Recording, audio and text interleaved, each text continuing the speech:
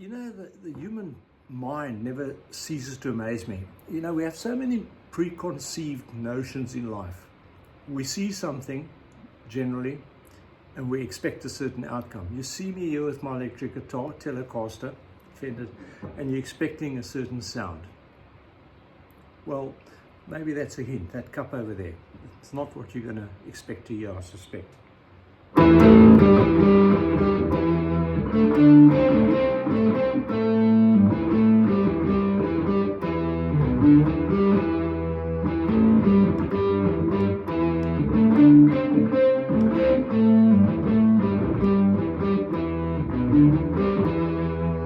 Not so well executed, but remember I was only 10 years old at the time.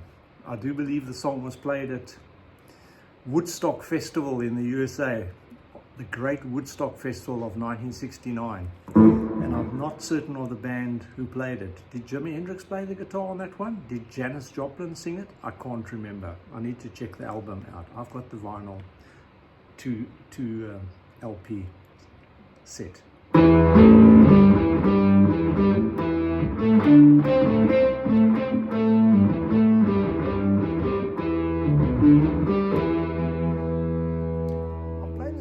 Off the middle selection there, just to have the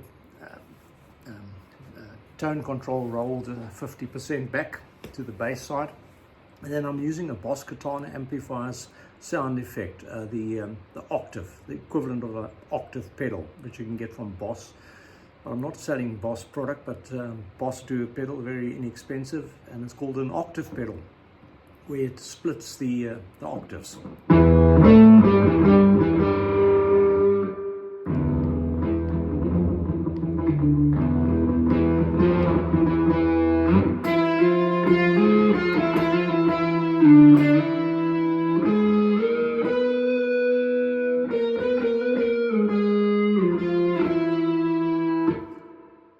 You can get some interesting sounds out of it.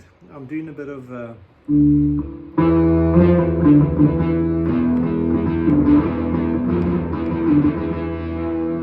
harmonic minor based.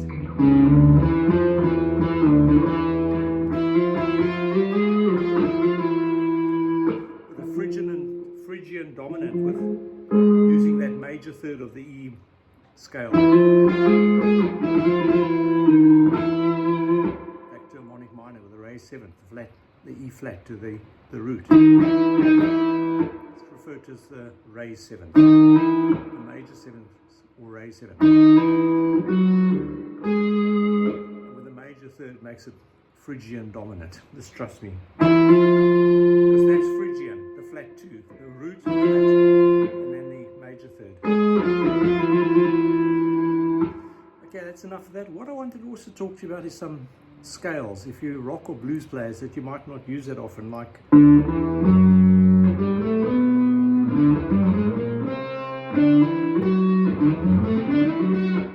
whole tone scale, where every note is a whole tone apart, or if you're in America, a full interval, in other words 2 frets apart. And then if you play it across the strings,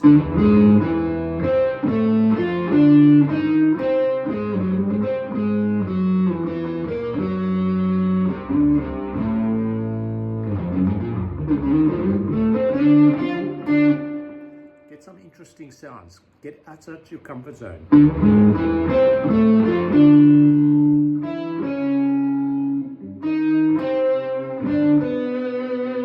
Sounds like we're heading into classical territory here of the great masters.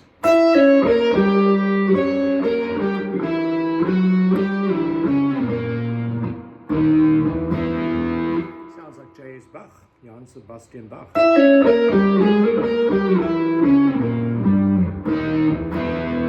don't often play like that, so forgive the mistakes. But get into the stuff. I've been practicing for a few weeks now a Scott Henderson lick, legendary jazz fusion player, Scott Henderson. And it's a 40-note lick, and I'm next going to try it, and then quite slow, and then I'm going to try and explain to you how I remembered the 40-note sequence.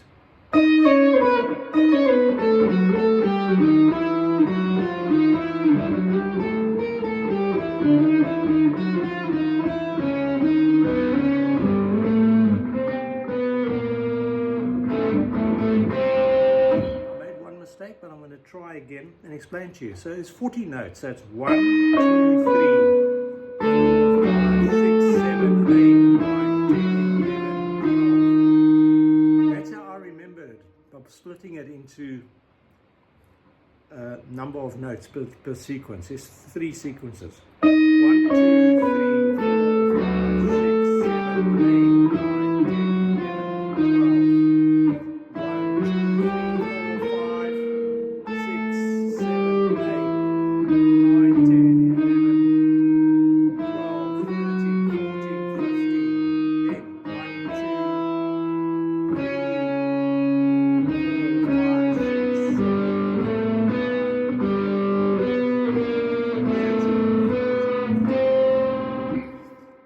So I counted 12, then 15,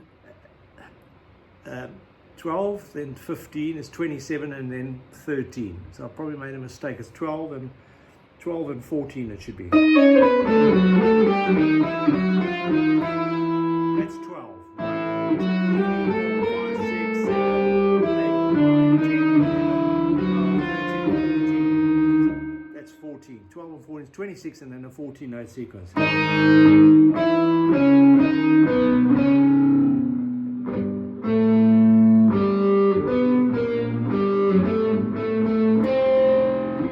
That's it. That's how you get to 40 notes, and that's how I remember it. I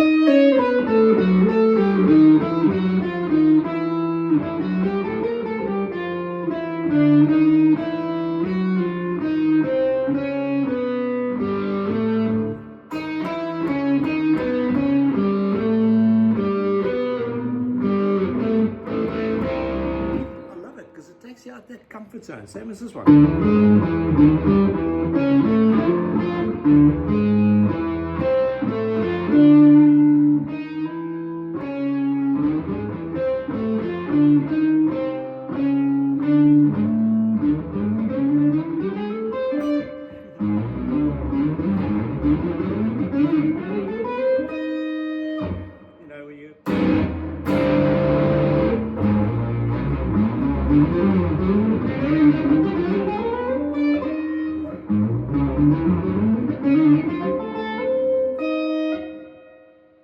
All coming out of those on the alternative strings, 4th fret and 5th fret.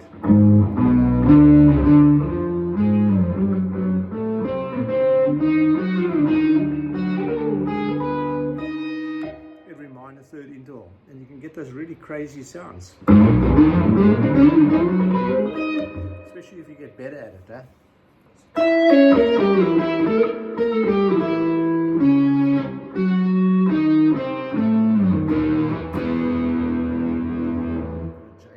Again now.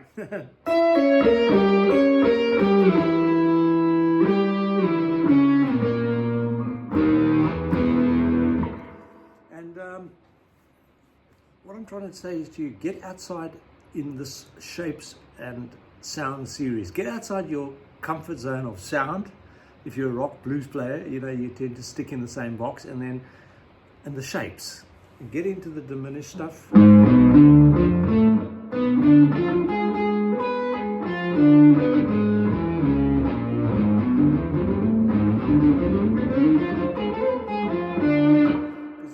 might just be able to throw it in as a bit of an outsider. And another, if you don't know how to play, you play in A minor pentatonic.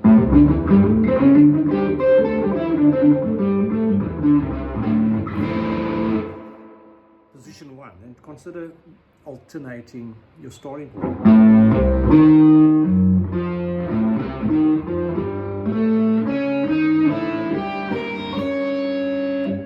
You got me?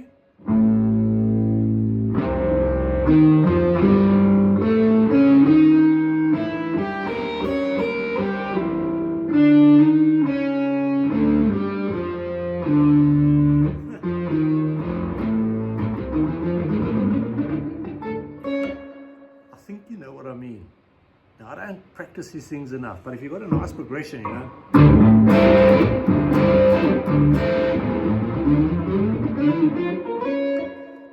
You might actually make some sense out of it. I wish you luck, because it's a lot of fun. And then the other one I want to show you as rock blues players, we don't often use the one that the jazz and fusion plays, the melodic minor, G melodic minor.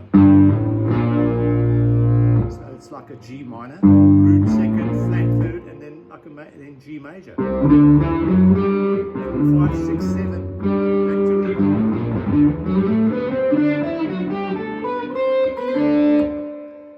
It's going to take you to different places. You'll enjoy it.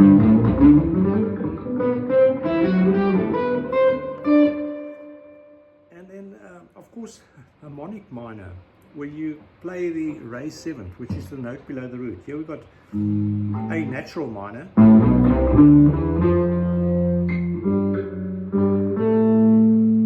you know, with the flat 3, flat 6, flat 7.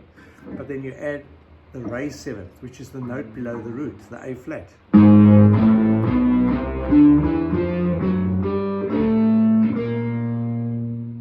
can get this sort of sound. I'm playing out of E now.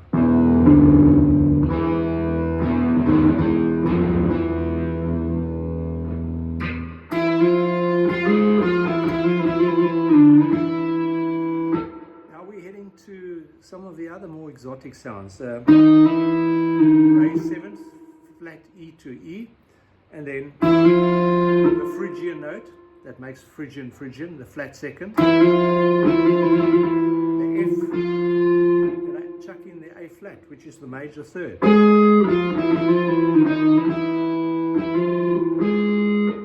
A flat is the major third, so that makes it Phrygian dominant.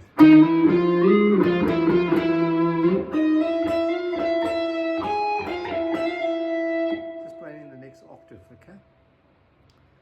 You can have a lot of fun.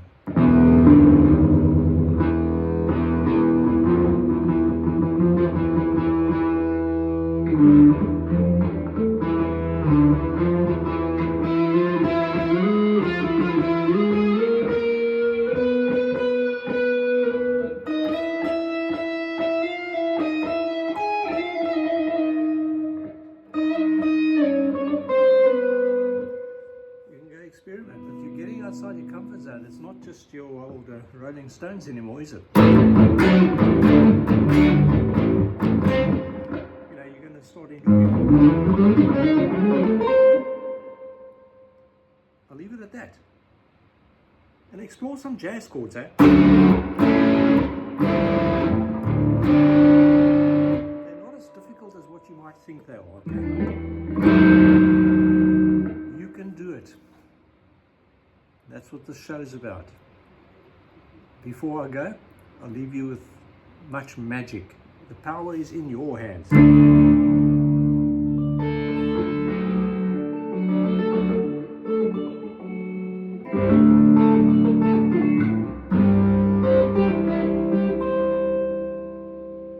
Simple, eh?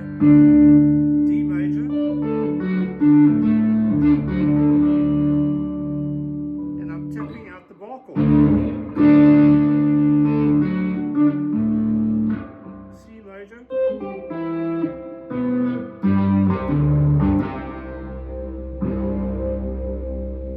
Magic. You can do it. Just giving you some ideas. I'm no expert. And I showed you my trick.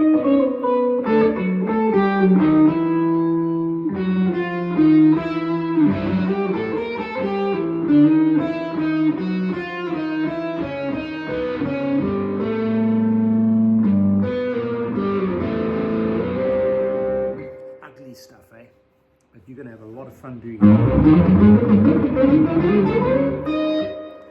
People are going to start saying you're starting to sound like Alan Holdsworth, like that Alan Holdsworth. The guy's a genius, you know. What, 45, 50 years ahead of his time from the rest of us, man. I never heard of him until 45 years. Thank God I heard about him just before he died. But, yeah, I must have been born in a cave. But, you know, we need to progress to new ideas, and don't forget the old stuff. Let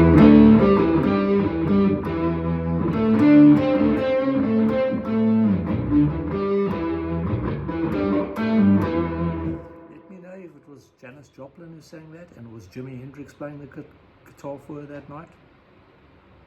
I can't remember. I was 10 years old.